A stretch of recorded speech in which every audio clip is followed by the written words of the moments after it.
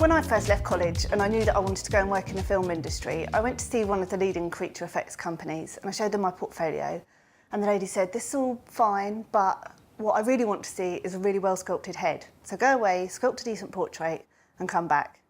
So that's exactly what I did. And I went home and I stayed with my parents for a couple of weeks and I used this book and I sculpted my dad. This is a brilliant book and it's really worth reading, but it is written over 100 years ago. So I just wanted to make something a bit more relevant for a modern day audience. So my idea for this project was just to give you everything that you need so that you can sculpt a head from home, whether your aim is to do it as an art project, or you're an aspiring sculptor that wants to do it professionally, or you're an industry professional that just wants to really hone those portraiture skills.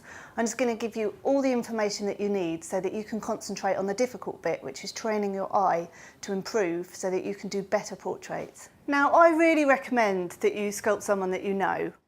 And for your information, old people are easier than young people, and men are easier than women. So if you do have an older man in your life, like a dad or a granddad, they're going to be the easiest people to sculpt. So this is your first head. Give yourself a break and sculpt someone a little bit easier. The most difficult people to sculpt are beautiful young women.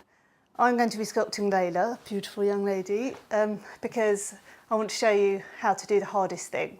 Then you can apply it to whoever it is that you're sculpting. If you don't have your own model to work from, you can actually download all the information from our sitting with our model Layla here, and then you can sculpt her alongside me. Even if you do have your own model, it's unlikely they're going to sit for you endlessly day after day, so it's really good to back up working from life with a set of good reference photos. So I'm going to show you how to do a good photographic reference sit-in.